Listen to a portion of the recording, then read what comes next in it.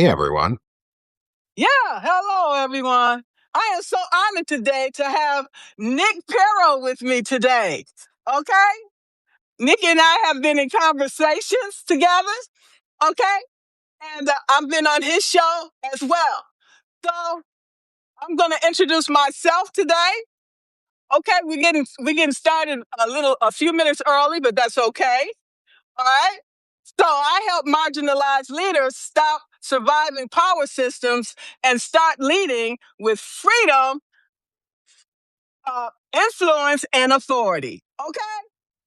So today I am honored to have Nick here with me today, who is an Army civilian. Okay? I mean, an Army veteran. Okay? He's a technologist and a poet who works sits at the intersection of civic life, masculinity, mental health, and care for marginalized communities. So, see, right there, we have a lot in common. Okay? He hosts the Substack based live series and podcast Stick of This Show and co founded the Banner and Backbone Civic Media Network using performance therapy, conversation, and critique to challenge dehumanizing systems and narratives. Okay? With a background that spans military service, software development, and music, Nick brings a sharp, embodied perspective to questions of power, dignity, and accountability, aiming to reignite civic engagement and redefine what strength and leadership can look like now. Okay? So, Nick, thank you so much for joining me today. Um, Thank you, Margaret, for that amazing introduction. Thank you.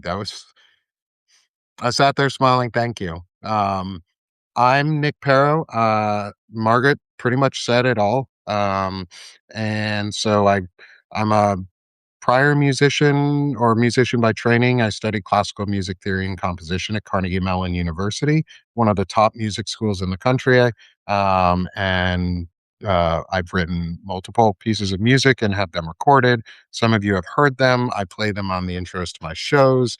I have a flute trio recording that I have out that I got recorded and performed in 2011. I'm working on getting ready to release a piano solo piece. When I get up to 300 paid subscribers, every 50 paid subscribers, I'm releasing a new composition that I have that I've had recorded over time, just so as an incentive to get to those subscriber numbers, but they're not behind a paywall. So everybody will get access to the music because I think music is for everybody. But I just want an incentive to help get people in into the community and help me grow because it's helping me put together a space that's incredible. So I went from music to the military. I trained in intelligence collection and gathering. I'm a human intelligence professional. I know how to run interrogations, so I learned how to ask questions really well. Um, I finally learned how. I finally, as I got older, learned how to internalize that ability and be good at it. I was not good at it for a while. It's taken me a while to get there because I learned I had to be comfortable with who I am to ask real questions to other people. Sue, great question. I sing, I play the piano a little bit, self-taught there. I can dabble on the piano. I cannot play other people's music. I'm really bad at that. Not that I can't read music. I'm not really good enough on the piano yet. Um, I've played the saxophone most of my life. I have a wooden Hawaiian flute, bamboo flute that I've learned how to play. I'm learning how to play a Navajo wood flute that I picked up when I was in New Mexico from a flute like a Navajo flute maker. I got one of his last flutes that was available. Is beautiful, beautiful piece of woodworking.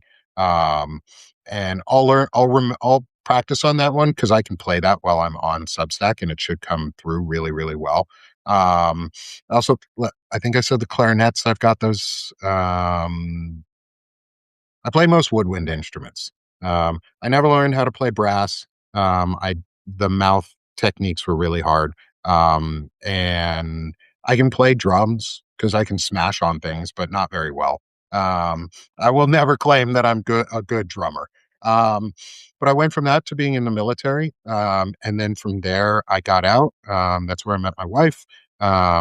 We are best friends now. We've been married for almost 11 years at this point. We've been together for like 13 or 14 at this, like, a long time, and we love each other, and she's my best friend, and my favorite person, so I can't complain, about having my wife, and I've got 2 kids. They're amazing. I went into truck driving, at one point, and I did local pickup and delivery truck driving. I got my second college degree in computer science and with a focus on software engineering. Did a federal registered apprenticeship, so I'm a journeyman software engineer, actually. Worked at Amazon for 3 years, worked at a startup for 3 years, and then lost my job. The only times I've ever lost my job are in tech. I've lost 2 jobs in tech, and they weren't my fault. It was because, 1, they shut down our entire division at Amazon, and I lost my job Thanksgiving week was when I was told I was losing my job, and we had 30 to 60 days to get out, and I was lucky to get a job in that time frame, and it turned out to be a really good one for a while, and then I went into a very, very bully-based, management or I was bullied for 2.5 years basically by executive manager, and I worked my way through it. And then I lost my job because I started speaking up on things, and I didn't follow what they wanted exactly. Um, and there was some other I can't really talk about the company or the job because I still have a contract saying I won't discuss them, and I wanna keep the money that they gave me when I lost my job, because it's what has helped survive and keep me going during this time. Um, and so I got off and I got mad and I started writing poetry. I didn't go down the route of depression. I went the route of expression, and I let myself write poetry, get my feelings out, and I put it on Substack, and people seem to really like it. And so I started talking, and people seem to really like listen and like what I'm saying. And it's evolved into what it is, where I'm realizing that I am reconstructing masculinity. And that's where I am now, is um, I am focused on chronic illness and well-being because I'm a chronic illness sufferer. I have disabilities, and I think others who don't have my privilege are in pain, and I need to help.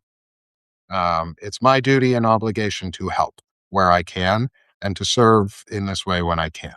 And so I'm doing that. I'm helping give voice where I can to the disabled community and giving us a space where we can talk freely and openly and together. And then I'm giving a space for men to grow and learn how to be intelligent, masculine men and break free of this fragile, toxic, fascist masculinity.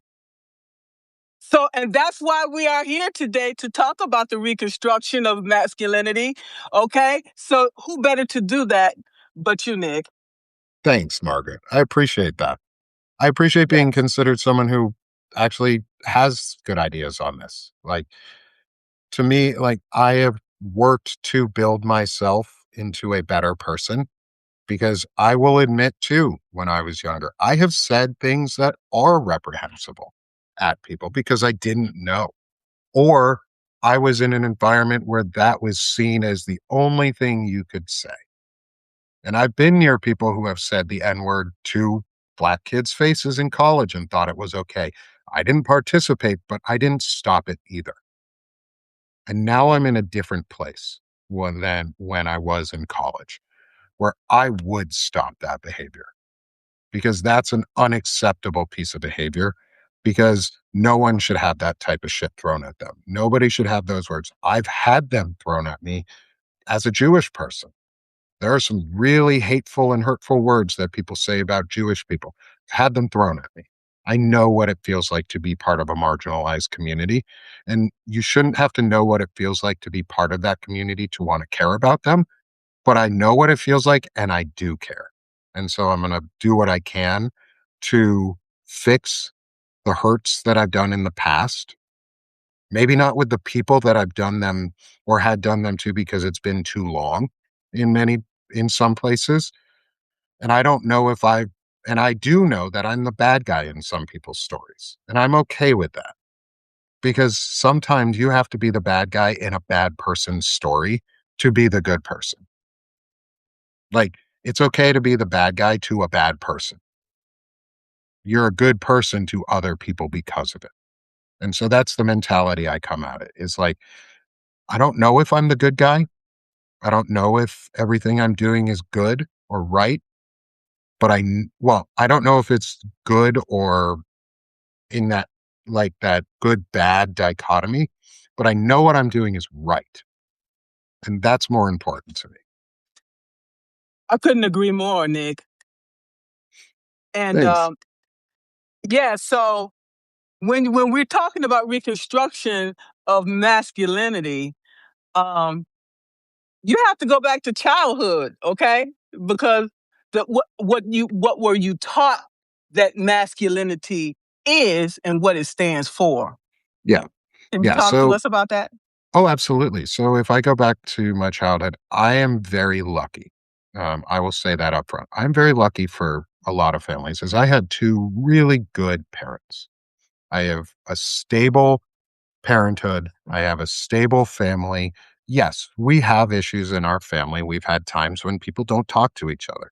I'm fully aware that we have hurt each other at times. We have said things to each other that aren't always the nicest. We also, not all of us agree politically on things. Yet we still maintain the family now. And we have and I have purposely maintained the family and built connections across the political differences because I think the only way that I can help people is if I talk to them. And so part of that is going back in time to when I was a kid. My parents gave me really good examples. My mom is a school psychologist, is a licensed school psychologist. And so I was taught early how to discuss emotions and like understand and be aware of them. Whether I internalized all of that as a kid is a different story. Like I didn't internalize everything my parents taught me. I rejected some of it because I didn't want to listen to it. My dad gave me a really good example of like a calm demeanor and for like until it gets to a breaking point. Like my dad gave me a really good example of what it looks like to remain calm, to remain safe, to remain dedicated to what he was doing. But when it hit the point of no return, it was done. It was over. He put a foot down. My dad wasn't one who put a line in sand when things happened. He put a line in stone. And so if things happen, that was it. He taught me to stick up for what you do and respect your values and hold them true. He also taught me how to grow in your values because my dad was more conservative when I was born. By the time I was an adult, you would have never known that. You would have never known my dad was a conservative because he was the safest person in the family for my cousin to come out to. She was afraid to tell him, and he looked at her and he said, I loved you yesterday. Why would I not love you today? Oh, That was his response. That was my first introduction, real family introduction to what it meant to just accept someone in our family who was gay or lesbian. Because my dad literally just said to him, "Why the fuck does it matter?" Basically. Like, I loved you yesterday, I love you today, I'm gonna love you tomorrow. It don't matter who you love as long as it doesn't hurt you. And so that's what I was taught love was it's a partnership, it's friendship, it's good as long as it's good for you.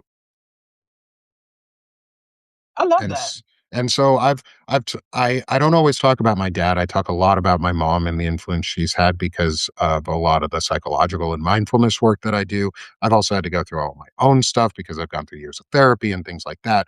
But my dad has been a really big influence on just giving it a quiet example of what it means to be able to grow, to admit your flaws, to accept them, to accept different things that you wouldn't have accepted years ago to actually talk about mental health when it's uncomfortable. And it took years for him to open up on things, and he finally did. And that's made it better. And it shows me that that's also because that's a choice that I'm making too, is that it's the right one because it's helped my dad grow more. And so I want to give, because of the example that I got, I want to give other people an example that they can follow. And it doesn't have to be me, it doesn't have to be exactly my example, but maybe you can learn something from it and apply it to your own life. Absolutely. Now, it sounds like you grew up in a very healthy um, environment, which was great, but many of us sadly didn't have that opportunity. Okay. So, what you're talking about is replacing silence with emotional literacy. Yeah. Okay. And that is so important. That's some of the building blocks, the foundation that we all need growing up. Okay. We're being nurtured and shaped to become this adult. And many of these um, are not good. Okay. We see that when you talk about toxic working in a toxic work environment, and we see all this narcissistic behaviors. Okay. Because people feel threatened by Hmm. your knowledge, your skills. Whereas they should be embracing and we should be working together. And that's the Yeah. problem in the world that we live in today. Well, it's a manufactured problem too. Like it didn't have to happen the way that it is. It's been made to happen. Um, a lot of what we a lot of what people don't talk about is like toxic masculinity. And it took me a while to get into the understanding this and how toxic it really is nobody ever talks about how toxic the tech environment is as a environment for families, for holistic people, for just work. The tech field is toxic masculinity as a field. It demands all of you. I spent 6 plus years in the tech field. During my last year before I lost my job, I had spent 2 months working almost 80 hours, 80 to 100 hours a week. I sat at my computer. I have 2 kids and a wife. I sat at my computer from 6 a.m. to about 2 a.m. Most days, 7 days a week. I gave up my life because I was a 10Xer. I was a 100Xer or whatever they want to call it. They use these terms, 100X, 10X, these overperformance terms. What it is they want you to give all of yourself at all times to the company, and it doesn't matter what's in the background for you. You have to have a support system that is willing to be there for you. I didn't lose my family because my wife was willing to still live with me during all of that time. She supported me. She was basically everything because my job demanded her to be, not me. I didn't want her to be all of that. She had to stay at home. We made the choice at one point during COVID that she was going to stay at home, partially too because everybody stayed at home, but because we didn't need the finances for it. I had a really good, stable tech job, and she was able to stay home. And she loves kids, so why not let her do the things she loves? Um, and it turned into she had to give up everything for me to continue working as a tech worker.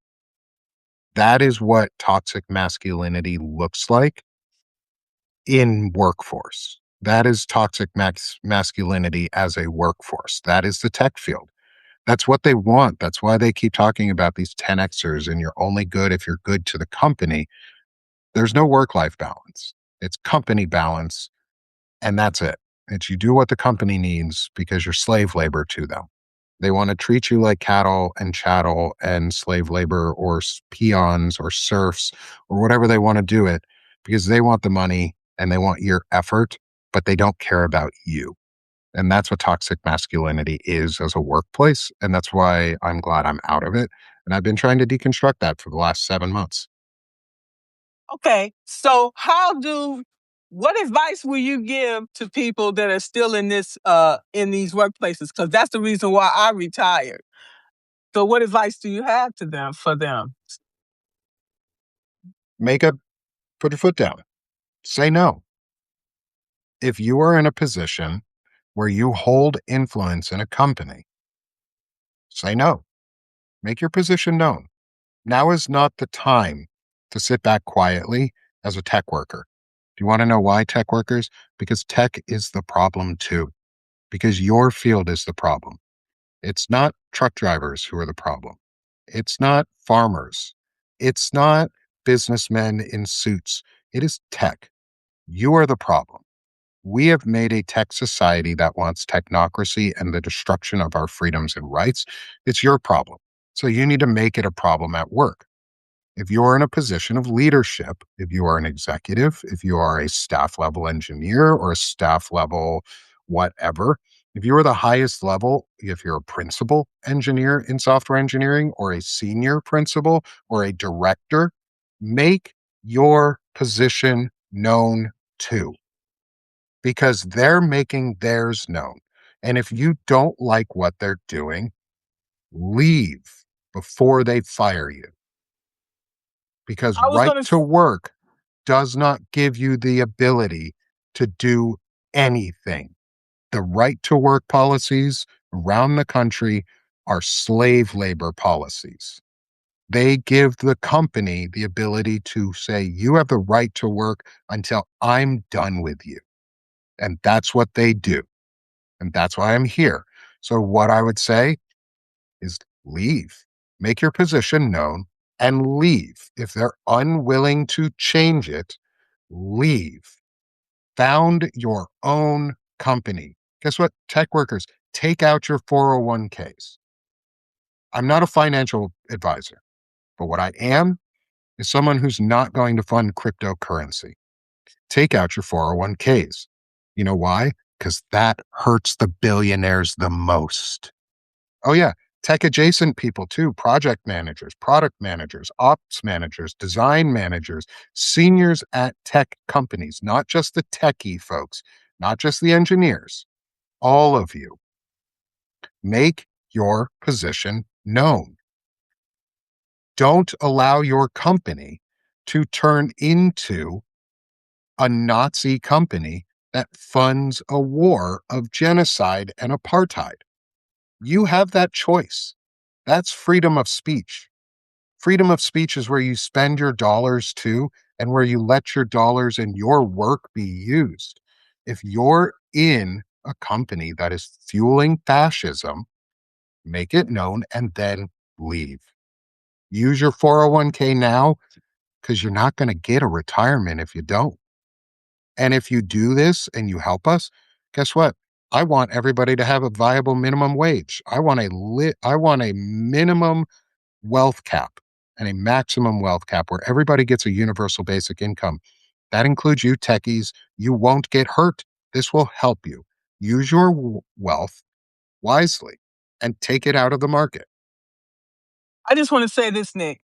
If you're going to do that, if you're going to challenge the status quo, I would have my alternate plan in place, because they're going to come for you and they're going to fire you if you once you do that. So you better have your ducks in a row. Okay. And on this, yeah, if you're going to do that, make sure you have your ducks in a row. If you have a 401k and you're fully vested in your retirement, take it out.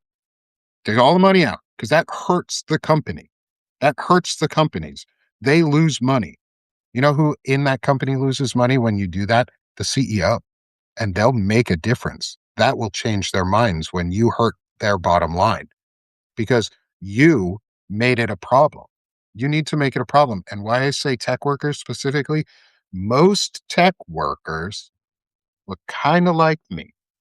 This pretty, very Caucasian looking skin tone, or they're Indian, or they're Asian.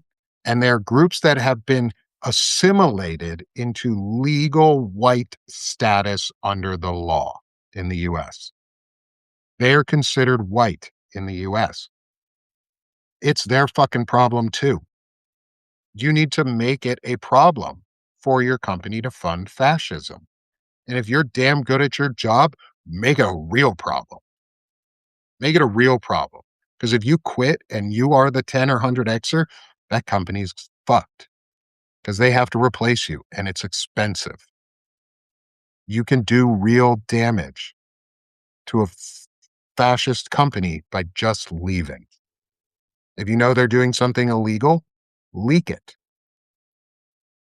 Take your 401k out, take your money out, get ready to leave your job, put in a, don't even give them a 2-week notice. They don't deserve it. They don't give you 2 weeks when they fire you. Just tell them you're fucking quitting and leave. What they going to do about it? Sorry, like we're living in fascism. Like I'm not in a position where I could leak something like that from a company. Like if they were doing illegal things or funding fascism, and I would, I'm not in a position to do that. I own my own little company and I'm pretty transparent about myself and what I do. But you guys who make the big money, you have the option to do it. And if you take all your money out of the stock market, it's not you that's impacted. It's them. It's the CEOs, and they'll change their minds. It's the investors. It's the people who are making the money off of this. If all of a sudden the market crashes because everybody took their money out of it and didn't let the billionaires steal it, the world would be a better place. There you go. Just Absolutely. that's my easy economic boycott is take all your money out of your 401ks and retirements. It'll tank the market in a good way. So let's talk about this. You talked about choosing responsibility Yeah. over entitlement. Yeah. Okay, talk to us about these entitlements because many of us, like people like me, we don't know how to spell entitlement, much Yeah. less know what it is. Oh, absolutely. And I've learned that too. I have come to see that in real clarity that entitlement tends to go one way in this country and it's white. Entitlement only goes to white people. You can see this really clearly in the Second Amendment in our country. You can also see it really clearly in the First Amendment with the Minnesota Four, who were arrested for being reporters. 4 black journalists were arrested for being reporters, not white journalists. The message was if you ain't white, you ain't right. It's the same with the Second Amendment. We have taught Americans, and this is something I've really just sort of realized in the way that I'm going to talk about this, is we have trained Americans, specifically non-white Americans, that if law enforcement comes to your house, you comply. America has trained white Americans that if law enforcement comes to your house, you shoot them. What? Uh, the no quarter laws. Second Amendment for Americans is about castle laws, is about protecting your home. Every white American that I know, if somebody says, what would happen if an intruder busted in your house in the middle of their night? Their immediate response would be, I'd shoot them. No questions asked. You ask the same question to a black family, to a Middle Eastern family, to an Asian family, their response is not, I'm going to shoot them. It's, I'm going to comply because they'll kill me otherwise. We have taught Americans, we have taught everyone in America that white makes right, and the only ones who are truly entitled to anything in this country are white, and they're men. And especially around guns, because we don't police white men with guns. We police every other community. That's why the Black Panthers coming out in Philadelphia is so powerful, because they're a black militia group. They're a well-regulated militia, and I'm going to use the right terms on that. It's also why we consider black groups gangs and white groups militias. It's because a gang isn't a well-regulated militia under the law. It's just a gang of thugs and thieves and rapists and criminals. But you never hear white militias like the Proud Boys being called gangs. They're roving gangs. They call themselves well-armed militias. What's the difference between the Bloods and the Crips and the Proud Boys? They all do illegal shit. The only difference is one is predominantly black or minority community, the other is predominantly white. And so we have taught each other in America that white makes right. And I'm fucking tired of it. Like, that's all I can say is I'm tired of that themology because it means white people are entitled to something and we're not. Superior. It's superiority. It means it's manifest destiny. It was the we're entitled to take all of America and North America and make it part of the United States. We're entitled to go to other planets and take them over for America. We're entitled to go to the moon as Americans, not as citizens of the globe, but Americans specifically, and more predominantly white Americans. Our history, the history of America is white, is genocide for white people. History of Mormonism is genocide for white people. We were taught in the Baptist church, okay, that Jesus was white. He sure as hell ain't. He looks, I mean, if he was white, he'd look kind of like me for the most part. Like, I've gotten away being dressed up as Jesus because I have curly hair. When it grows out, I have this really nice Middle Eastern bushy beard. My family can trace its lineage back to Israel on one side. Like, I could pass as Jesus. I'm more Jesus than white Jesus is. Jesus was definitely not blonde haired and blue eyed. That would have been the miracle, is if he was He born had in the Middle East with blonde hair and blue eyes. Like, he that had would have dark never skin. fucking happened. He had dark skin. I don't think it was from the sun. I don't think. And here's the thing. Isn't Wouldn't the child of God appear to the people that he was appearing to in their color or as them, as one of them? Wouldn't Jesus, if he was all powerful or God is all powerful, wouldn't he appear to the black community as black? Would he not appear to the Middle Eastern community as Middle Eastern? Would he not appear to Northern Caucasus Mountain communities as white? So who is to say that Jesus was white? Who's to say he was black? Who's to say he was Middle Eastern? Just because you want to make him that doesn't mean he's that.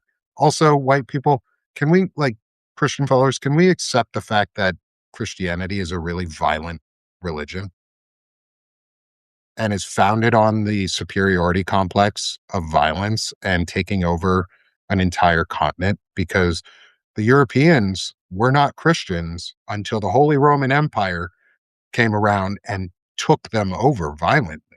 Christianity took over Europe violently and squashed out and quashed all of the other religions that were there.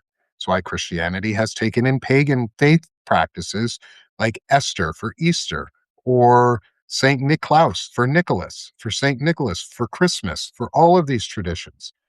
Those are assimilations of other people's cultures into Christianity so that they could continue to take over.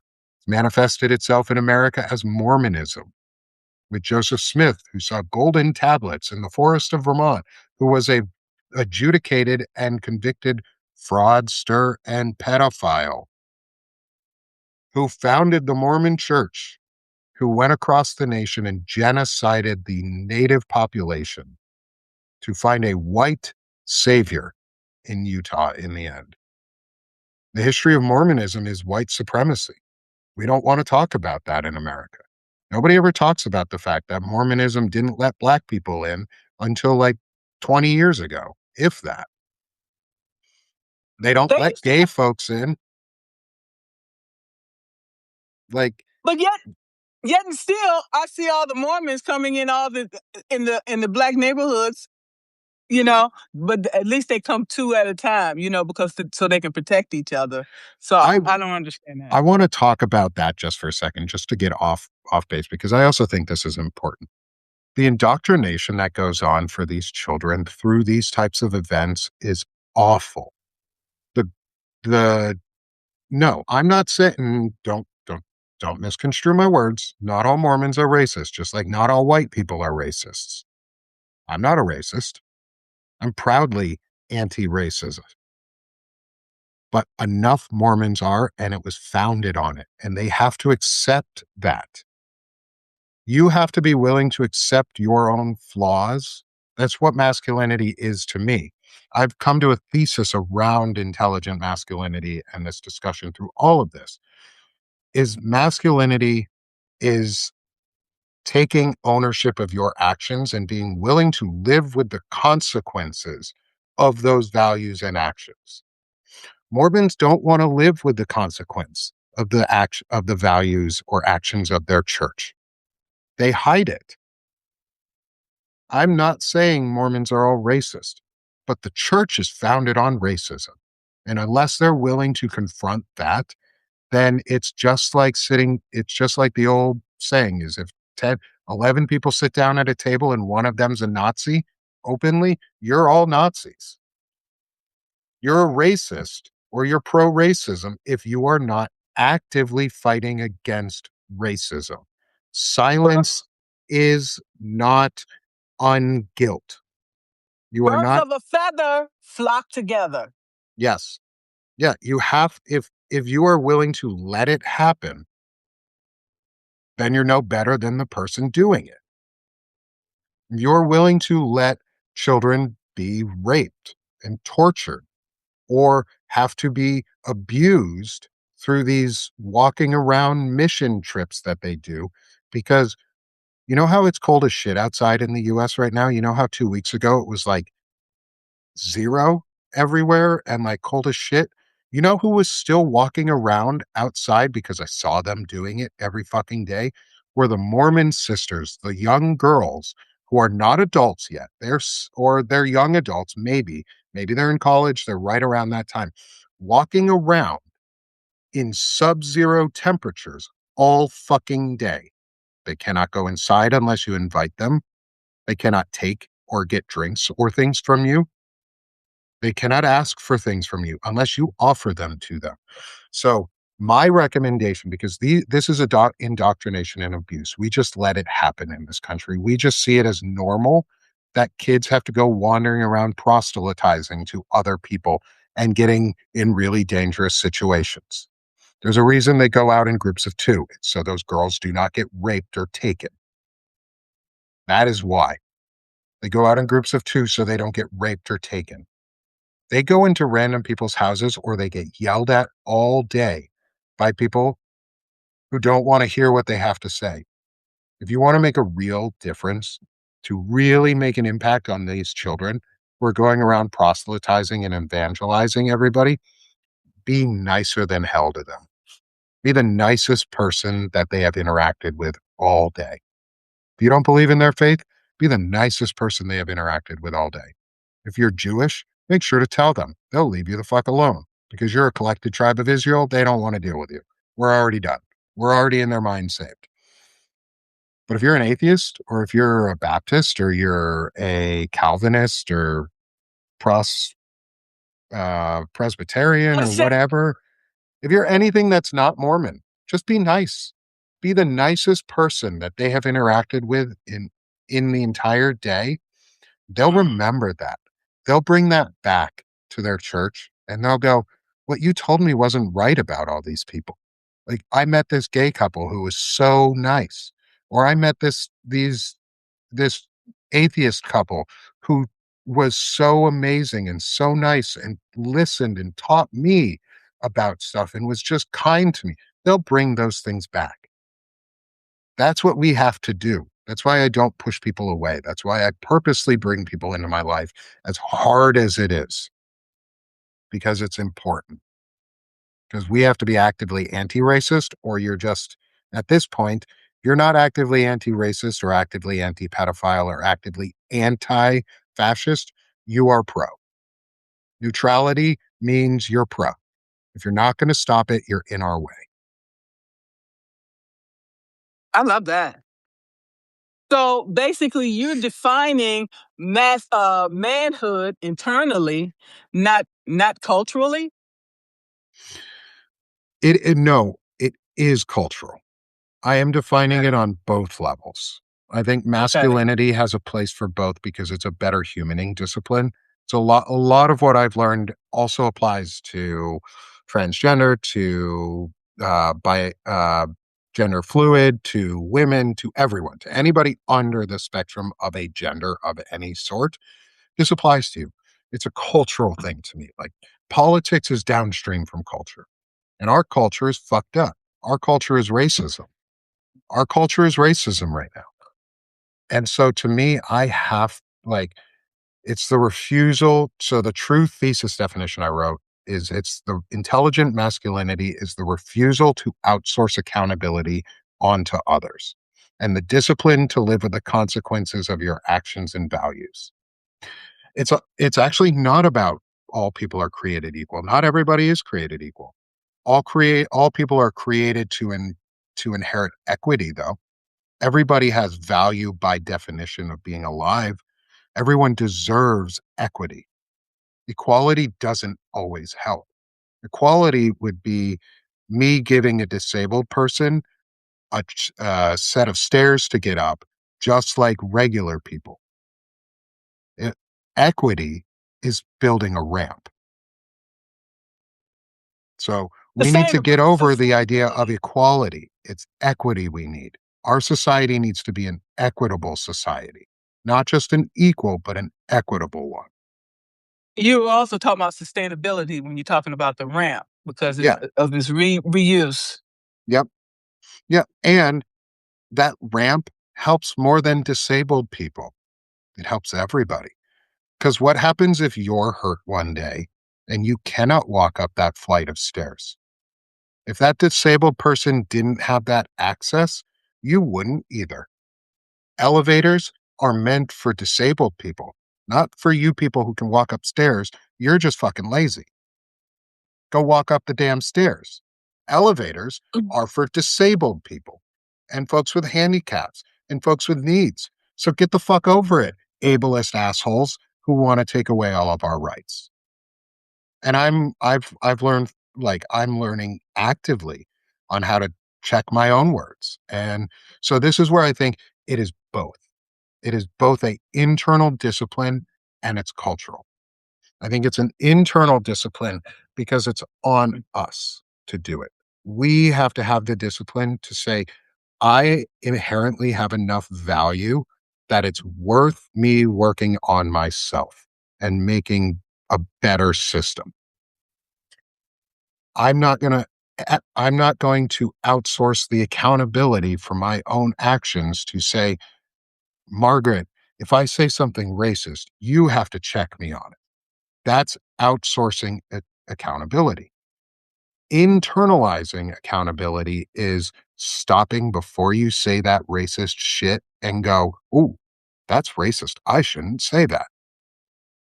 That is internalized accountability. That is me not outsourcing my accountability to others. It's me saying racism exists and white people are racist right now in America, hurting the Black community. It's not on the Black community to fix that problem. It's on me. It's on the white community. It's on the oppressors to fix the problem, not on the oppressed.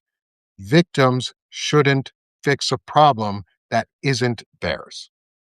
White supremacy is abuse at scale, is family abuse, is spousal abuse, is domestic abuse and violence. I stole that from, I think it was either your weirdo friend or This Woman Votes. One of them said it is white supremacy is domestic abuse as a government system. Mm. And I can't get that out of my head. Like it is. It's victim shaming. It's telling everybody else that you have to fix the problem that is ours. I'm refusing to pass that on to other people now. It's not your it's not your responsibility to fix my issues. It's mine. It's not your responsibility to fix men's issues. It's mine. That's why I stay in my lane. I don't discuss women's issues because women are better at doing that than I am. But what I do is I amplify those issues. I don't have to be the one discussing it to make sure it's seen. Like the SAVE Act issue that's going on. There is an act called the SAVE Act, which is sitting in Senate waiting on John Thune to let it go to the floor if he ever decides to, that will strip the ability for anyone who has ever changed their last name from being able to vote without really, really strict document checks. That means if you're married and you move, you may need to fucking re register to vote in a really serious way, or you might not be able to vote at all. They're coming for women's right to vote. They're coming for gender fluid people's right to vote. They're coming for trans folks' right to vote. They're coming for gay folks' rights to vote. Because you know who the only class in America who does not change their last name when any event happens in their life? White men. We don't change our last names for shit. Our wives do, our spouses do, we don't change our last names. And that's what they're coming after. And it's under the guise of illegal immigrants are voting under fake names. So they're going to make it so that you have to show your original birth certificate. But guess what, women or transgender folks or anybody who's changed your name, gay men, lesbian women, anyone anyone in between on all of those asexual folks, anybody who's changed your name, you're fucked if the SAVE Act gets passed. It will strip the right to 97 million people in America right away to vote. Well, what I does can amplify that message as a man, but it's not I can amplify that message and do my part, which is men. If you think that it's wrong to strip the rights to vote away from anyone who is not a male, because that's what it's going to come down to. It's not just white. Well, it is white, but they want to go back to landowning white men as the only one who can vote in this country. They want property owning white men to be the only ones who can vote in this country. It is my responsibility as a property owning white man to not allow that to happen. Because I own a house, I own property, I'm married. Should my wife have to vote my way or not be able to vote at all? No. Should my daughter not have the right to vote or have to vote the way that I tell her? No. Or the way a spouse tells her? No. Should I be able to control the fact that if they have a credit card or not? No. Because nobody does that to me. Like, I'm just advocating for equity for everybody. And the fact that that's considered racist against white people is a problem. Like, I'm a race trader and I'm okay with that. I would in this is Jim Crow that they want. The SAVE Act is Jim Crow. Is modern day Jim Crow legislation, and I'm not going to refer to anything else because that's what it is. It's they want to bring back poll watchers and poll taxes. Having to buy your birth certificate and passport and make sure everything that you have up to date matches correctly costs money. Not everybody can afford to do that. so now our citizenship is going to be in question? Yes. Yes. Because they've already said what they wanna do. They think that birthright citizenship only applied to slaves, not anybody else. They believe that women should have to vote the way that their husbands do, assuming they even have the right to vote. They want a family vote. They want a single head of household vote. That's the America that they envision. Gilead, Handmaid's Tale, like, we have modern corollaries to what this would look like in terms of movies, but people aren't paying attention enough. The SAVE Act is sitting in Senate waiting to be brought to the floor. It's already passed the House. It's waiting to be brought to the Senate floor for just in time to get it in before the election so that women, your ability to vote will be in question. So what I can do is I can amplify the message that Melissa Corrigan has made and the steps that she's talking about of what you need to do to get your documents straight to make sure that you have everything ready, because the fact that women need to bring fucking documents to a polling place to be able to vote if this goes through enrages the fuck out of me. And I will be a poll watcher if I need to. We need to start having people come out and say, no, you can't just fucking push her away. She's got her documents. She gets the right to vote. We need men out there who are willing to stand up in front of everybody else, not because we deserve the attention. I don't want any fucking accolades from this. I'm just here to make sure other people get the same rights that I have and same freedoms that I have. I don't want accolades. I just want everybody else to be at least bare minimum what I'm getting. Like, do unto others, Christians, if you want to live in a Christian society, do unto others you want done unto you. Golden rule. Fucking follow it. You're not doing very well. And so, like, my form of leadership isn't always nice. It's very direct. Again, good is subjective, bad is subjective. Nice, soft, hard, strong, weak, all subjective. I'm blunt as shit, if y'all haven't noticed. I like to be blunt. I like to talk, and I like to tell people how I feel. And if they're uncomfortable with that, that's a them problem, not a me problem, because I'm not threatening. I don't threaten people. I don't use violence as a form of pressure because that's domination. I have a real big issue with domination. That's bullying.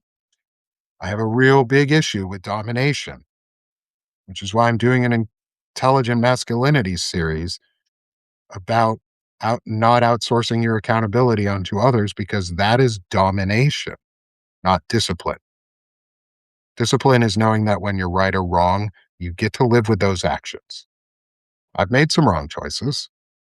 I hope I've made some right choices recently. I hope I continue to make right choices, but I know I'll make some wrong at some point. I'm not going to beat myself up for it all the time. I'm going to evaluate what I did wrong and learn from it. And if I need to apologize at places, I will. If I don't, I won't. It's the ability to guard my intellect, my emotional center because I vowed I'm worth it, but also realizing that everybody else is worth it too. So what are some of the things that gets unlearned? Okay, like the idea that vulnerability is weakness. Yeah. Okay. So one of the things that I unlearned was not only that vulnerabilities, and this is something I still work with, is I have a hard time like expressing emotions constructively. Like, and so it's like I have a hard time busting out laughing because I've had to mute my emotions a lot. I go through depression. I am a depressed person. I am a person with depression. I'm a person with anxiety. I'm a person with chronic illnesses, and it impacts my mental ability to feel and come like comprehend all of the emotions. However, I work on myself to do it. And so like the the idea of vulnerability to me isn't just emotional vulnerability, it's creative vulnerability. It's I'm a poet and a composer, and I'm putting myself into more vulnerable situations by writing poetry. I wrote music and I don't sing very often.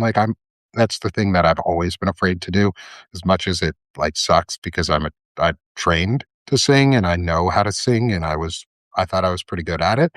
Um, but it's always been a fear of mine to sing in public. It's always been a fear of mine to talk in public. And here we are sitting on a podcast. The only reason I can do it is I imagine that it's just you and me. And I don't have to worry about all the audience until I look at their chats and I'm like, oh, hey, we've got like all these people listening in on us. But vulnerability is creativity, is creative vulnerability, is letting yourself actually feel the emotions of what you're doing. Like, I let music move me. I let myself cry during sad parts of TV shows.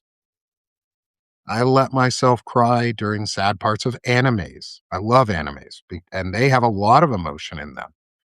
I let myself do it, and then I let my kids see that I do it too.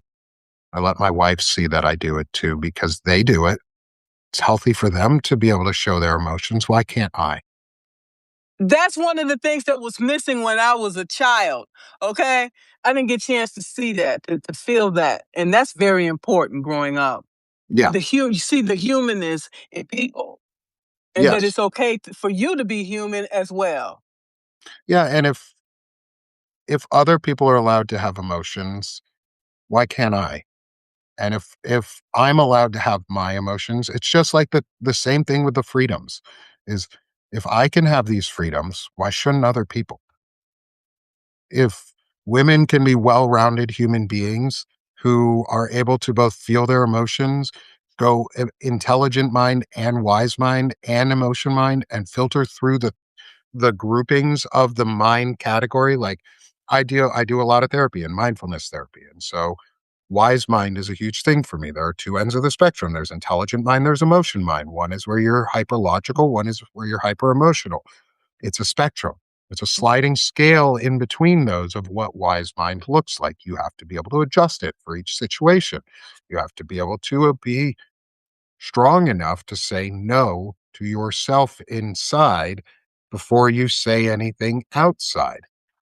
The most powerful examples of those, of people who do that, are women. I'm not saying all women are good at it. There's some who are bad too. Just like there's some men who are incredibly good at their emotions and are great examples of it too. We just have to be willing to listen and find, or as my friend Sherrod said, Sherrod Sweeney over at Centered America said, is men, go find a group of men you can cry around. You'll learn how to have emotions after that. Like women do it. Why can't I? Why can't I have friends that I can cry around, laugh around, joke with, have fun with? Why do women get to have all the good time? Why do women get to have that good time? Why do I have to be taught that the only form of masculinity is oppression and domination? That's not fun. Do you see how ugly people look like Stephen Miller? Do you see how ugly JD Vance looks? Or if they weren't wearing makeup, they're ugly human beings because your emotional ugliness manifests itself outward too. And intelligent Wow. masculinity manifests itself. I have good skin. I don't look like a penis walking around like Stephen Miller does. I don't have wrinkled up emotion, like facial features and just exude an aura of hate. People come up and talk to me.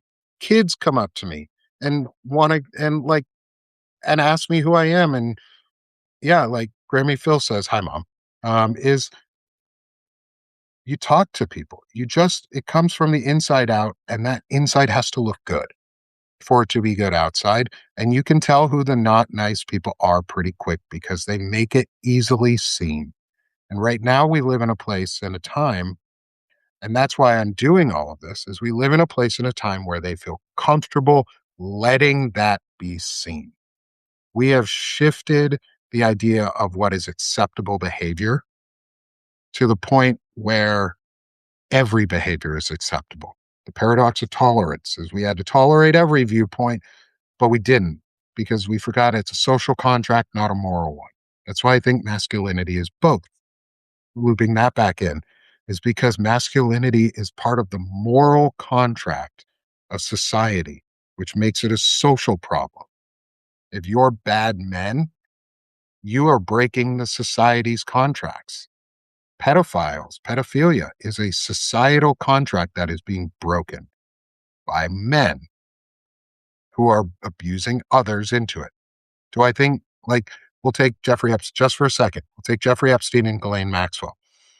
Both went to prison. One, we don't know if he's dead or not. We assume he's dead. I'm not going to be a conspiracy theorist. Let's assume Jeffrey Epstein is dead and that he was murdered because I would assume he was murdered. Um, it seems pretty illogical that he wasn't the way it happened. But who is the one we blame the most? It's not Epstein most of the time. The It's woman, Maxwell. the woman. Yeah. Yeah. Who is serving the most time right now? None of the men are. Ghislaine Maxwell is. We fork over the responsibility of our actions onto women or other people.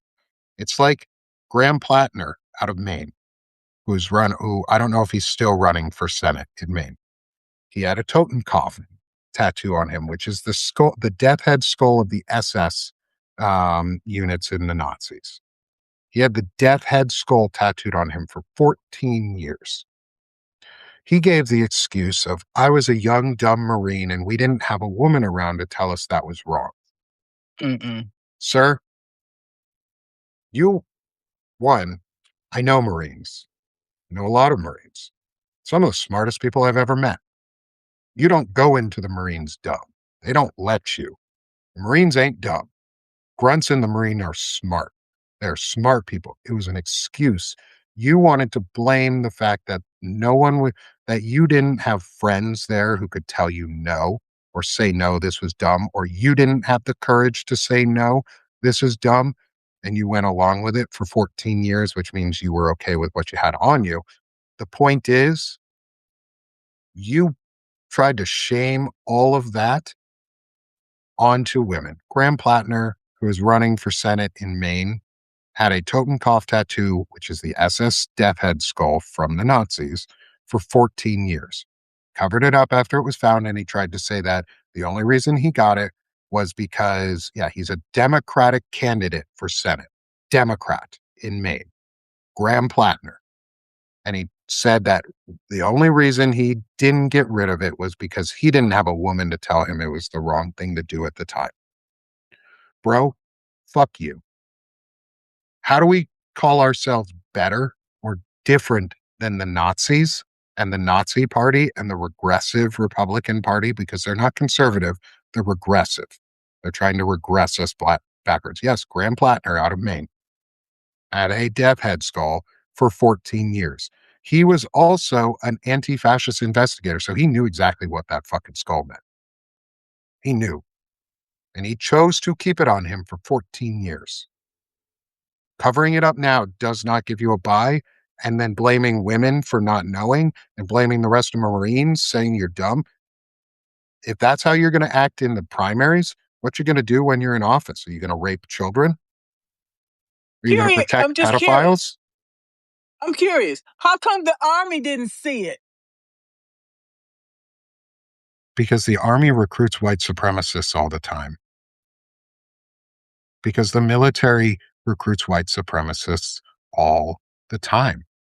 It's the reason all of the bases in the South are named after Confederate generals. The only way that we got white hillbillies to volunteer for World War II, for Vietnam, for Desert Storm, for post 9/11 and the global war on terror was to appeal to the racism. We appealed to the racism. We appealed to white supremacists. We appealed to racists. I'm not going to sugarcoat it. I won't sugarcoat that history because we have to Keep it real. confront it. We have to confront that history. To Find Out podcast does a lot of interviews around that. And there's so much that's going on. Like they did an interview with Graham Plattner, and I still don't believe Graham Plattner. I still think he's a shitty fucking. He he did the wrong thing, and he shouldn't be running, and he needs to get out. He shouldn't be representing the Democratic Party. It's the same thing as what would have happened if, and I hate using these references, and I hate doing this, but it has to be said. What would have happened if, say, Qasim Rashid Esquire was running for Senate, and it came out that he had an ISIS tattoo on him? What would happen then? What if Mamdani had a tattoo on him that was pro-ISIS? What if a black person came out and had a Black Panther tattoo on them? Or something along those lines? They would have been run the fuck away. They would have been run out of the primary. Yet Graham Plattner got a televised a bunch of TV spots going, oh, I didn't know. I got it in Europe at a Romanian tattoo shop. Yeah, man, you went and found a tattoo shop that did Nazi tattoos. Those are hard to find. You went to one. That was a choice, man. You made the wrong one. Senate is not the place for you to make up some sad sob story to try and get pity votes. I don't pity you. Stop giving white people passes for problems that we have made. Live with the consequences of your own actions. Like Michael I Cohen, mean, people like that. Live with those consequences, dude. Well, I wouldn't vote for the man because more time out of 10, he's gonna be voting with the Republicans anyway. Mm-hmm. Yeah, exactly. Like, And I'm that's what assuming you're a set it MAGA up for traitor. him. Yeah, I'm That's assuming why you're a they MAGA set him player. up. Mm-hmm. So they probably gave him money and said, "Hey, we're gonna give you this money, and we want you to, you the Democrat, but we want you to vote with us." Yep. You Yeah. know, I mean, corporate Democrats who don't stand up to say abolish ICE, who are not out there um, who are not in Minnesota, who are maybe on book tours. There's more important shit to do than going on a book tour right now, fuckheads. Like, if you're a Democratic congressional member or senator and you don't want to say abolish ICE or stop this, you're just you just want fascism later. Like, I can't unless you prove to us that you don't want fascism, you just want it later. Corporate Democrats are fascist later, not fascism now. They want slow fascism, not quick. We need to get rid of all of them. It's not a Republican only issue. There's a lot of racism in the Democratic Party too. A lot of it. Has anyone ever seen James Carville speak? He's a racist. He's a misogynist. He's an asshole. He did some ad spots for James Tallarico against Jasmine Crockett. And James Tallarico hasn't come out and said, hey, I denounce this guy for doing these ads. He's a really bad person and says some really shitty things about women and about my female candidate or the candidate I'm against. And Jasmine Crockett does not deserve those types of attacks because she's an amazing human being and a great congressional member right now. And I'm proud to run against her because we both share the same values. You see how easy that was to say, James Tallarico? If you want my respect back, fucking kick James Carville to the curb. Get rid of anything that you did with him. Like, why we are propping up the racist portion of the Democratic Party. I don't want to be Republican light. I don't want to be fascist light. I want to be progressive. I want to be a place where we progress forward, where people get equity and equality. Yes, both, but equity more. Because we need a societal that's equitable for all of us. And so I'm just out here doing my part, calling out men who, why do I think James Tallarico did not speak up? Because I think he's a coward. It does not take a lot to call out James Carville. Doesn't take a lot to call out Adam Kinzinger when he says stupid shit. It doesn't take a lot to call out Michael Cohen. Doesn't take a lot to call out Joe Walsh. Look at Joe Walsh. He's the perfect example of a Republican who's helped start the Tea Party movement, who has changed his entire way of being and has evolved into a human being that values dignity. He is a person that I don't attack. Do I disagree with him on some issues? Yes. But he has evolved. James Tallarico is a coward because he hired and advertised with James Carville, knowing he is a racist and a misogynist. And he's unwilling to say, I shouldn't have done that.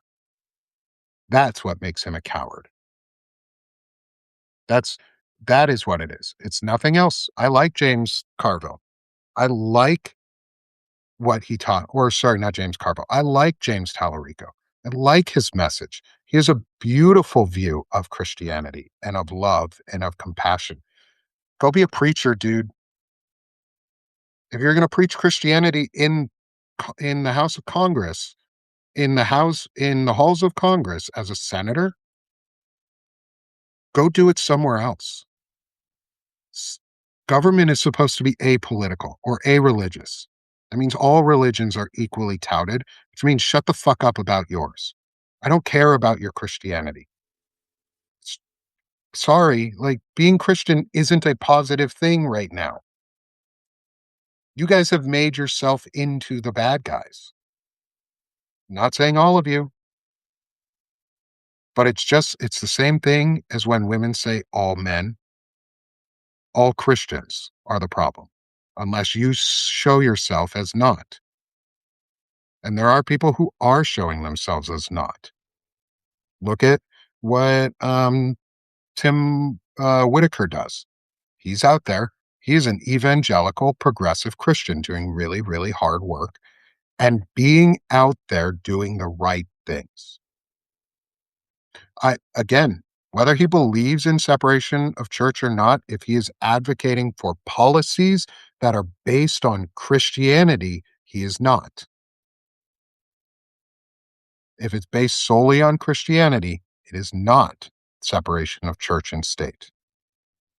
That is legalizing Christian values. I want a government that doesn't care if you're Jewish or Christian or Buddhist or non-denominational or none of the above.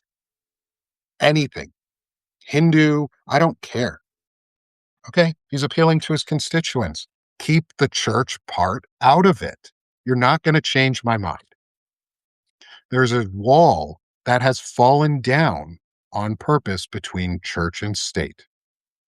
Stop talking about your church in the halls of Congress.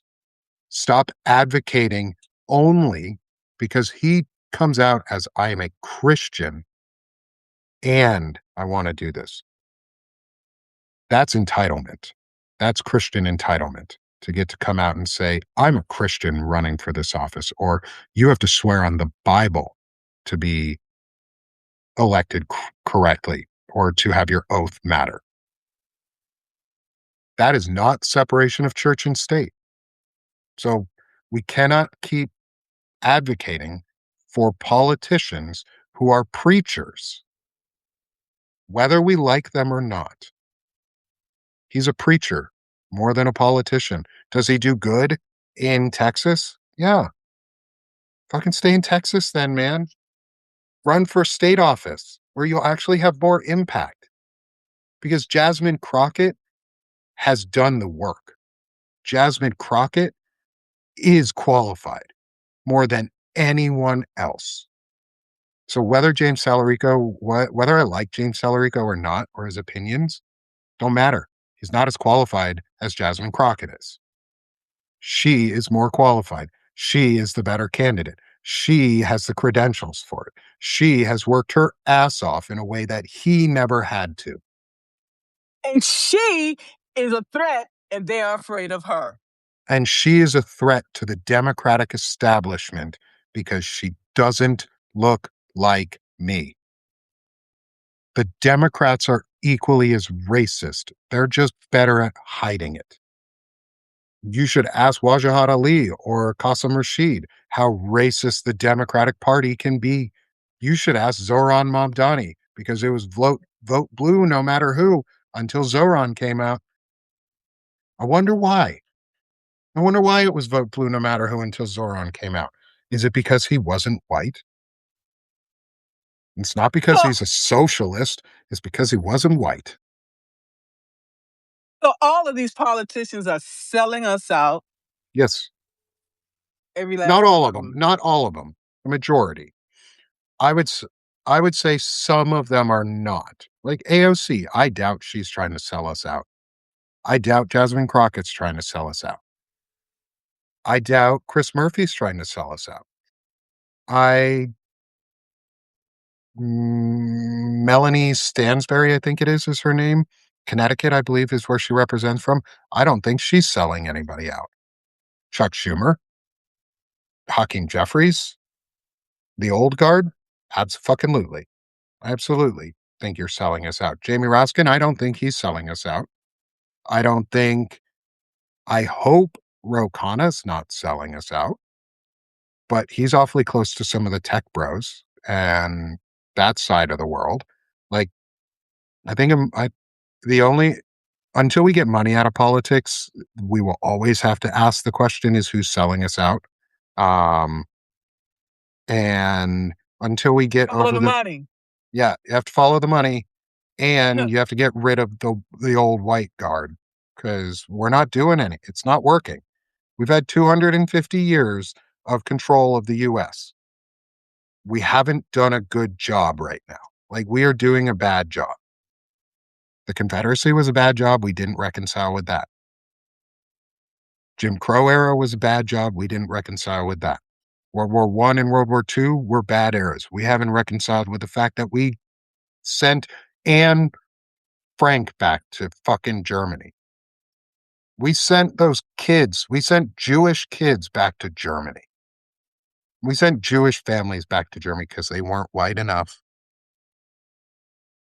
We don't have a good legacy in this country. Our greatest sin is white supremacy, and until we're ready to fight that and get over it, we're never going to move forward. And so I'm out here breaking it, because if you ain't trying, you're not helping. Get out of the way. Yeah, if you ain't trying, get out of my way.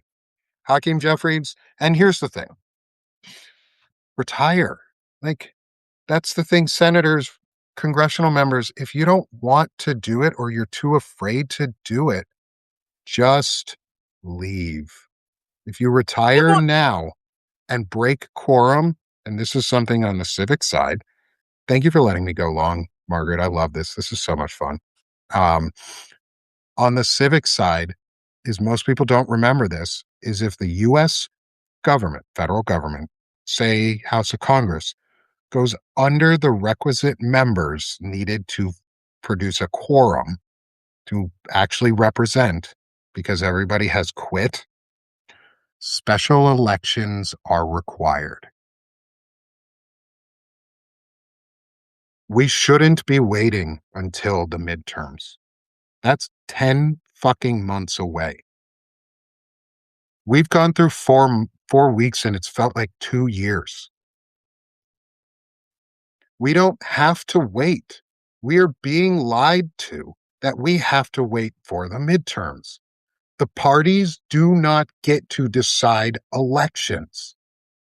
The people in the state do, not the parties. The parties are just an apparatus that has lied to us and told us we have to be red or blue, not red, white, and blue. That it's us versus them, not all of us versus them. The tiny them, the oligarchs, the robber barons, who are robbing us bare. That's why they're called robber barons, because they rob us bare. And they're doing it over again, and they're pitting us against each other because they have made it defined as red versus blue and not red, white, and blue. E pluribus unum, out of many one. One great nation out of many diverse peoples, out of many individuals coming together collectively to make a great nation. We can change a lot if our congressional members had, hopefully it doesn't do the weird thing for me. It'll do a celebrate if I put my fingers up, because I have the emojis on the, and I don't want this a celebration. We can do two things. We can pressure our representatives and our senators to retire immediately if they're unwilling to do their jobs. Then we can have special elections. And because we can walk and chew gum, and we can pressure our elected representatives to change the law, because that's all it is a law on the number of representatives in the House, and increase it immediately. They could do that. They choose not to. They set the number of representatives in like the 30s, 20s and 30s. Like, we should have 750 something representatives right now. Like there is a proportional there's an actual like formula that they have found that works, that says based on a proportion of your society, these are the number of people you would need in a parliamentary style representative system to properly represent this amount of people. For us in our nation, it's roughly 750. The thing that would do is it would immediately break gerrymandering, because districts would become small and you would have to actually be part of your district. It would also force elections immediately, because those seats would have to be filled. We don't have to wait until the end of this year to do that. If enough people just said, fuck you, you're out, they would be out. Who are they to say that they get to sit in that seat forever? Who are they to impede my right to vote? I'll vote whenever the fuck I want. And so if we want to vote them in and out, we do it. Citizens together, e pluribus unum, out of many one government that works for many of us. You know how we do that? Citizen-led pressure. Civic action is, if your senator or representative sucks, tell them to retire immediately. If they have their retirement in place already and they're good to go for the rest of their lives, tell them to fucking go today. Don't give them extra time. Don't say, wait until we vote you out. You're going to lose your job if you vote. We're going to vote you out. No, tell them to retire. Tell them to leave. Tell them they're doing a bad job. Shame them. Hurt their feelings. Tell them they suck at what they're doing. Tell them, Cory Booker, that it's an incredibly, incredibly bad look to go on a fucking book tour while people are dying in Minnesota from ice. How about you go sit on the fucking front lines? And if you're not willing to do that, leave. And if you're not willing to leave on your own, then we remove you. Guess what? Thomas Jefferson, as shitty as a person as he is, specifically talked about this. There's a mechanism in the Constitution for citizens to remove the entire government. We're just not ready to do that. We can do it without fucking firing a single shot, too. There doesn't need to be weapons to remove people from Congress. If enough people just got up and said, hey, we're going to hold a vote today on who our new representative is because you don't represent us, guess what? What they're going to do to fucking stop you?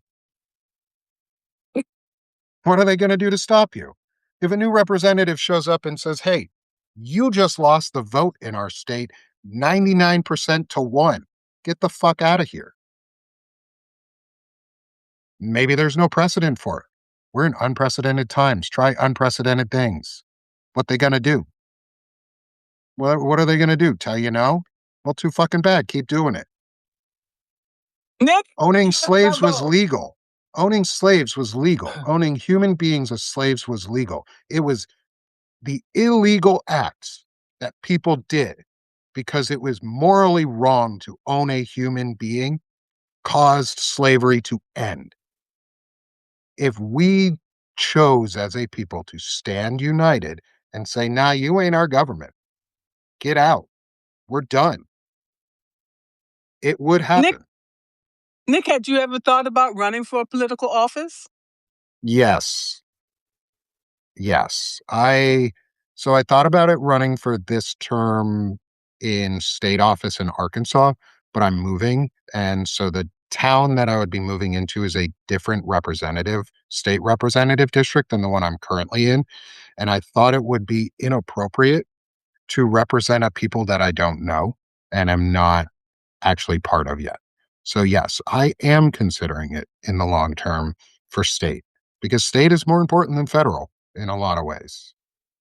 And just so everybody gets some hope, Arkansas increased the number of state Democratic representatives by 1 in this last cycle, winning our first seat in 20 years back. Guess what? We can do more. We can break the supermajority in the state of Arkansas. You can also tell your state reps to quit too. There are a lot smaller amount of people that need to join together to say, hey, you don't represent us. Get your state reps to quit. Get your school board members to quit. If they suck, if they're doing the wrong thing, if your mayor is doing the wrong thing, if the city comptroller or the whoever's doing the finances are doing really, really bad jobs and illegal things, remove them. There are legal mechanisms to do it, but public pressure and shame work a lot quicker. You don't want to be known as the rapist, pedophile protecting House Representative Steve Womack from Arkansas, or John Boehner, or John Boozman, or whatever the fuck your name is, Tom Cotton. Do you guys want to be remembered as pedophile protectors? I wouldn't. I can buy a billboard in Arkansas that says Steve Womack protects pedophiles. I can buy a billboard. You can too. They are kind of expensive. But imagine what would happen if a million billboards went up in every congressional district and people just went out and said, representative who is not voting to release the Epstein files or not voting to impeach a president who has clearly violated his oath of office and has clearly committed crimes that are high crimes or misdemeanors, like clear as day. If you're not, if you have a representative or a senator who doesn't want to admit to those facts, get a group of you and your friends together, go buy a couple billboards that say Representative yada yada yada is protecting pedophiles, is protecting a traitor. That'll get the message across. Be creative, y'all. We gotta be creative. Like that's why we gotta be creative in our solutions because they do it. You see Charlie Kirk billboards, you see Jesus is King billboards. I saw a Christian flag flying above the American flag in Oklahoma the other day. That's illegal as fuck. They see themselves as a Christian group before Americans. Let that sink in, y'all. It, you don't fly a flag above the US flag in the States. That's violation flag code. You can go to jail for it. You can go to jail for that shit. But they do it in Oklahoma. So why can't I buy a billboard that says Donald Trump's a pedophile or Steve Womack, you protect pedophiles or Mike Johnson, here's your grinder profile name. Like, I don't have a problem outing these people. They're not protecting the communities. They're not part of our communities. If you're gay and a Republican and actively voting to harm other people, and you have the power to hurt other people, not just a voter, but you have the actual legislative power to hurt people, say Mike Johnson or Tom Cotton or what's his name, Josh Hawley out of Missouri, who are all clearly gay men. Y'all, I don't want to protect you, and I'm not going to, and I don't feel bad about it because you have the power to hurt and are using your power to actively hurt the community that you are supposed to represent and be a part of, whether you want to be part of it or not. And so we can call these things out. We have to. It takes us to do it. Who do you think puts up all these anti abortion billboards or all these like hate billboards that come up that you see? Small groups on the right that get money, big groups on the right that get money. Why can't we do it?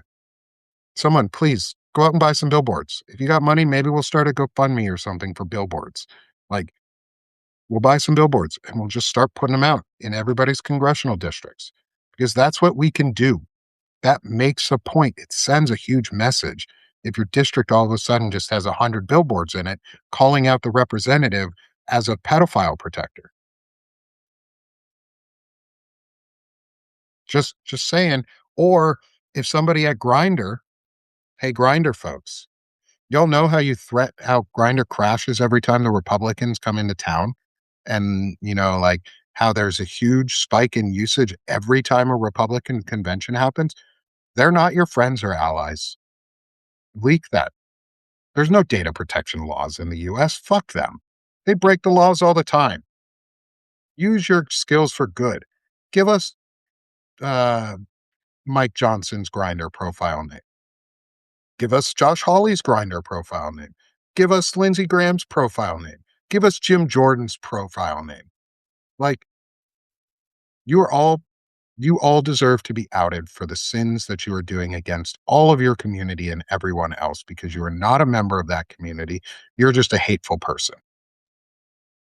And if you want to be a member of the community, do something about it. You have the power to. And that's Well, my closing message to everybody is, hey, use your freaking privilege. Use your power where you can. Like, thanks, Luis. I don't always get all hyped up these days, but like this really irks me. All of this. And we need to stand up together and do something. And it's going to take a community effort because democracy is community at scale. Fascism is abuse at scale. And so, if we want a good democracy, we need to have good communities. And those good communities come out and support each other and do things like put up billboards for your neighbor who is a representative, who is protecting a pedophile and shaming them. Make it uncomfortable to be a fascist. Make it uncomfortable to protect pedophiles. Make it uncomfortable to rape children. That's what they're doing. They are enabling the rape of children. Make it uncomfortable for them. They are trafficking women and kids. Where are all the kids? Where are all the women that ICE takes? Where are all of them? Where are they? Where are those people? Because nobody ever fucking knows where they are. They're trafficked. They're gone. They're part of the sex rings and trafficking schemes. They get put into the US adoption system, which is a trafficking system for many, many children and has hurt too many kids and needs to be fixed in its own ways because family court is a trafficking court and an abuse court and it needs to be fixed. It's owning humans. We want to own people. That's what they want. And they see these people as less than. We fight back by saying no and shaming the fuck out of them. Democracy is community at scale. Fascism is domestic abuse at scale. And that's what it is. That's what those two systems are. And so let our community maybe do all the work that we have to. This is going to be maybe an unpopular opinion, even though I support Ukraine and I support other nations very, very, very loudly. We need to stop giving some of our money and we need to be putting it towards ourselves because it doesn't matter if Ukraine wins the war and we lose ours, because then we are the fascist nation that's going to take Canada and create a new Ukraine, and take Mexico and create another Ukraine, and take all of Latin America and make more. We are not an isolationist nation. Our policies are not isolationist. They are technocracy and hemisphere domination. So we need to be focusing on ourselves a lot more. Europe is doing it really well with Ukraine right now. I'm not saying don't donate. I am not saying do not support. I'm saying use your money more to support what's here in the States and the stuff that's impacting you and your family and your friends and your neighbors, people you don't even know more. Because if we can't fix ourselves, we will never be able to help anybody else. So I hope maybe someone will start some GoFundMe's and campaigns and stuff to get billboards up, and let's make some, we can make some templates so that it's unified across. Like, I have volunteers in my community. Maybe I'll get some of the folks to help on our side and we'll start doing it from a banner and backbone side, for our civic based action, is because we need to shame these people. It needs to be public. Anywhere there's a sign for your Republican congressman or senator that is like a billboard in your state or a yard sign, get an opposite one that says they protect pedophiles. That'll get people's attention. And someone's going to ask them, what do you mean by they protect pedophiles? What pedophiles are you protecting? They'll ask, somebody will ask. People are nosy as shit. They'll wonder why. And it'll strike up a conversation. And I bet you'll also make some friends through those signs. You will definitely make some enemies in your neighborhood and people that don't like you, but you will make some friends. Like, go out and be the asshole for democracy. I'm part of the fuck you left. I don't care about your feelings. Fuck your feelings. They told us that forever. They're the snowflakes, not me. I don't go hide into some fascist circle. I go and talk about my shit in public. That takes more strength than what you got, dude. You got that little testicle syndrome, that micro ego syndrome, hiding. You're like this little wannabe turtle that nobody can find. Need a microscope to get there, but ain't nobody going to find it in the end, and it ain't no fun when they do. That's what you are.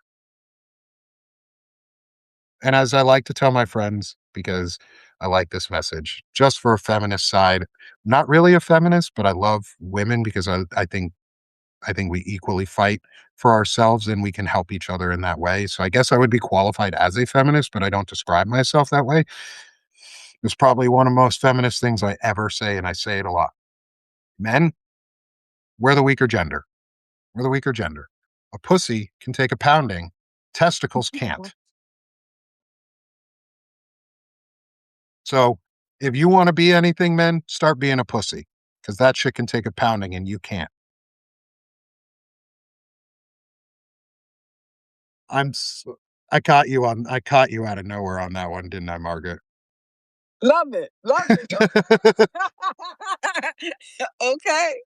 This has been truly a pleasurable conversation, very informative, and you have 222 people, okay, coming to see you today, and this is great. Thank you so much Thank you for for having coming. me. Yeah, it was truly a pleasure, and we'll have to do it again sometime. Oh, absolutely, and I'll have to have you back on for some of the shows on the Sick of This show as well and do some empowered leadership discussions, more that we've been doing. Um, I'm turning my masculinity series that I do. I right now do it 2 or 3 times a week. It's gonna be my new weekly Thursday morning show starting in March, but I'm gonna expand it to also include female voices to come on. That said, I will be very selective in my voices, not because I don't want women speaking on it, but because I come at it from the same point of view as why would a man speak at a feminist convention and come in and say he knows more about femininity than a woman does? So men, we need to be the ones coming into masculine areas and challenging each other. We can take our cues from women, but I don't need a woman to lead me. I don't need her to pull me along that path. I choose to go that direction. And so I choose, and I know it might not be as popular of an opinion, but I have chosen and I continue to choose for this series because I've been asked a couple times, why aren't there female voices? Well, it's just like if I came into a chat on femininity and said, why isn't there a man speaking? You'd probably get a little outraged and it would be justified rage. And so I'm going to make sure that the spaces I create for men to learn from feel comfortable for men. And unfortunately, a lot of men feel uncomfortable learning from women. And if I can be a good role model that helps them learn that that's okay, that they can learn from women too, then that's what I'll do. But it has to be male dominated. So I won't change who I am. That being said, I'm going to have folks like Margaret on because she's an empowered leader, because she's someone who helps set that straight path, that path that's not narrow, that has many ways of going, as long as we fight in the same direction. And I wanna guide that, and I need men to do that with each other. And also, thanks, Lynette and others who showed up on Monday. My mom came on for the chronic illness discussion, for chronically illing out on Sick of This Shit publications. She's a retired licensed school psychologist, and we got to talk about the impacts of COVID on child development and the impacts just on general development, and what it's done to us and how the baselines are no longer normal. And we need to remind ourselves of that, and we need to work with that, and we need to move forward with that. And how do we approach it as parents, as husbands, as wives, as others, as partners, as intelligent men for me, as intelligent women for you, as intelligent whoever you are for whoever you are? Like, I'm not going to walk into a space that is not for me and say that I'm smarter than you about it. I'm going to walk into a space and learn. But that's also why I ask specific questions like who is the most important feminine figure in your life? Because that is just as important as the masculine figure, not male, not female, but masculine and feminine. And so I try and find those differences on and where we can come together. Yeah, it's emotional intelligence, it's all that stuff, it's better humaning, but geared towards men. Because, like I said, we're the problem. We got to be fixed. And it's not a woman's responsibility to fix us. That's part of the damn problem. It's not a woman's responsibility to fix men. Men's responsibility to fix men. Stop outsourcing your accountability onto women. Stop telling them that they need to do the emotional labor for you. So that's why, because I don't want women to have to continue to do the emotional labor of men being intelligent, learning how to do intelligent masculinity. So I'm going to challenge men to tell me their experiences on it. And so that we can talk about it and where they were intelligent or where they learned and where they didn't learn. I can't ask a woman what it means to be intelligently masculine because she doesn't have those same traits. I can't be intelligently feminine. I can be in touch with my feminine side and the feminine, what we would genderize as feminine aspects of my life, but I cannot explicitly talk about feminism because I'm not part of it. I'm an ally to it. I'm a friend of it and I'm an activist for it, but I'm not a feminist because I'm not a woman. Fair And I enough. think that's and I think words mean a lot of things. I was an interrogator. Words mean things. We learned that. That was a phrase they used for us was words mean things. Use the right ones. And so I try and be very, very precise in my words. Sometimes I fail, sometimes I don't. But I think I learn along the way. This has been such an amazing conversation, Nick. Thank you so much. I appreciate you and walking along this journey with you, your friendship, um, fellow veteran. And thank you so much. And thank you all for joining us for this amazing conversation. This has been so much, Margaret. So much fun, Margaret. Thank you so, so much. Thank you. Thank And you thank so you, everyone much. in the chat, too, for all the amazing comments and discussion points. I appreciate it. We had 225 in attendance. Thank you so much, everyone. Thank Have a you. great one. You too. Bye.